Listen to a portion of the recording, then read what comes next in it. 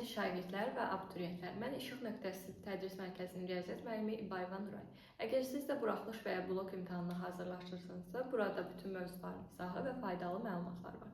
Yəni videoları davamlı izləməyi unutmayın. İndi isə gəlin bugünkü mövzumuza keçək. Bugünkü mövzumuz fiqurların sahəsidir. Biz bundan əvvəlki dərslərimizdə 3 bucaq, 4 bucaqlılar, çox bucaqlılar, daha sonra dairə, çevrə haqqında məlumatları öyrənmişdik. Videoları izləmək üçün kanala keçid edə bilərsiniz. İndi isə oradakı öyrəndiyimiz xassələri tətbiq edərək sahə düsturlarını öyrənək. Əvvəlcə 3 bucaqdan başlayaq.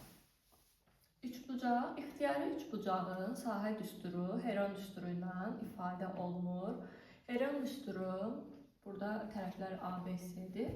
Heron düsturu P vurulsun, P çıx A, P çıx B, P çıx C ilə ifadə olunur. Burada P yarım perimetrdir. 3 bucağın perimetri A plus B plus C-dir. Yarım perimetr, yəni perimetri 2-yə böləcəyik.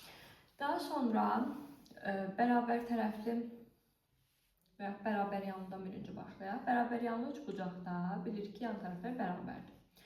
Və təpədən çəkilən median həm də hündürlükdür və tənböləndir. Sahənin belə bir, daha doğrusu 3 bucağın belə bir sahə düsturu var. 2-də 1 AHA.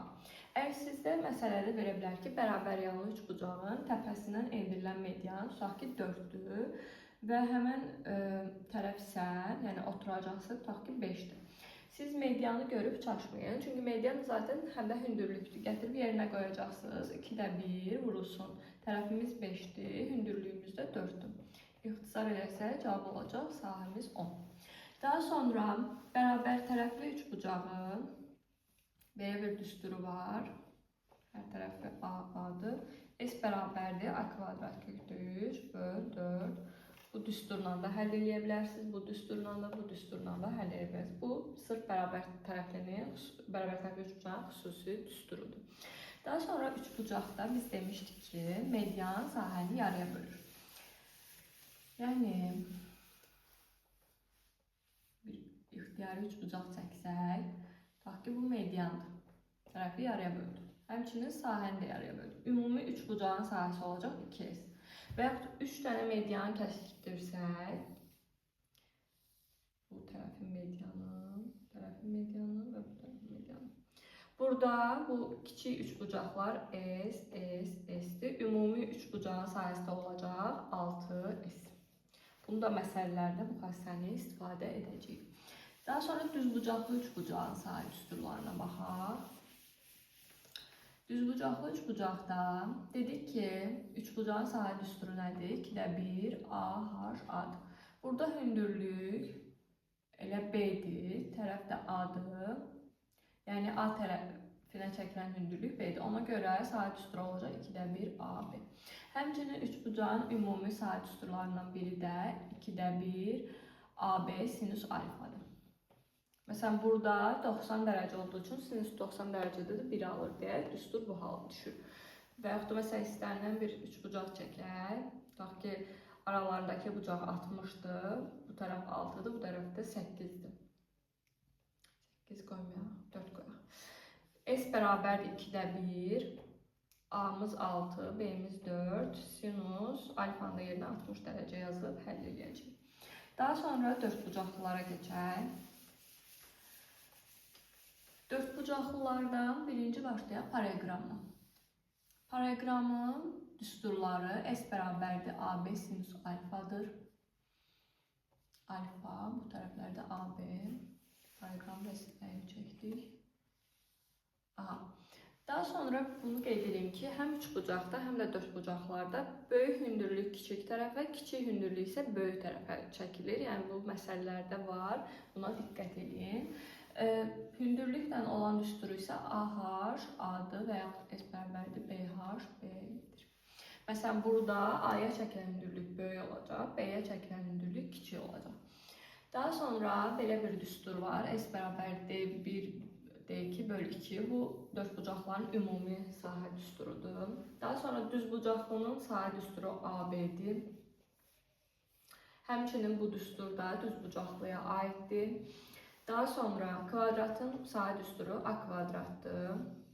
Yenə bu düstur da buna aiddir. Amma burada diagonallar eynidir. Yəni bu şəklə düşəcək bu düstur D kvadrat bölü 2 şəklində. Burada da D kvadrat bölü 2. Çünki kvadratla düzbucaqda diagonallar bərabərdir. Rombda da bu düstur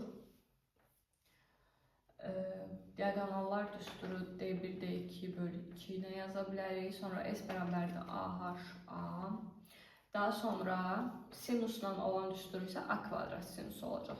Çünki rombun tərəfləri bərabər idi. Daha sonra çoxbucaqlının düsturu var. Çoxbucaqlının düsturu, sahə düsturu necədir? Biz bilirdik ki, daxilə çəkilmiş çoxbucaqlının daxilinə çəkilmiş çevrənin radiusu R bərabərdir S bölü P düsturu ilə hesablanır. Elə buradan da S tapsaq, R vur P şəklində hesablana bilər. Burada P yarım perimetrdir. Daha sonra çevrənin radiusu, daha doğrusu çevrənin sahəsi S bərabərdir pi r kvadrat və yaxud pi d kvadrat bölü 4 ilə hesablanır. Bilirik ki, R D bölü 2-dir. Yerinə qoyduqda bu düstur alınır. Daha sonra sektorun sahəsi isə S bərabərdir pi r kvadrat alfa bölü 360-dan hesablanır. Həmçinin belə bir misal görə bilərsiniz. Məsələn, sektor verərsən. Məsələn, burada da segmentdir də bu. Deyə bilər ki, segmentin sahəsini tapın. Segmentin sahəsini necə tapacağıq? Segmentin sahəsini tapın. Burada R, bura alfadır. İndi buradakı bu fiqur nədən ibarətdir? Ümumi sektordur. Sektorun tərkibində bir nə var? Segmenti var. Bir də üçbucaq var. Məsələn, A, O, B üçbucağı var. A, O, B üçbucağı. Biz segmentin sahəsini tapanda sektorun sahəsindən çıxacağıq üçbucağın sahəsi. Məsəl üçün, üçbucaq bərabər yanlı üçbucaq. Tutaq ki, hündürlüyü var, bu tərəfdə var. AB tərəfi tutaq ki, 5-dir, hündürlüyümüz 3-dür. Onda nə edəcəyik? Segmentin sahəsini tapanda radiusumuz da tutaq ki, 4-dür. Sektorun sahəsi nə idi? Pi r kvadrat alfa. Gətirib alfamızı da tutaq ki, burada 60-dır. R'miz oldu nə? 4. 4-ün kvadratı vur 60, bölü 360 çıxılsın. Bizə hündürlük verilib, tərəf verilib. Yəni 2-də 1, hündürlüyümüz 3, tərəfimizdə 5. Bunu həll edib biz segmentin sahəsini tapa bilərik. Bugünkü dərsimiz bu qədər. Gələn dərslərdə görüşmək ümidi ilə sağ olun, salamat qalın.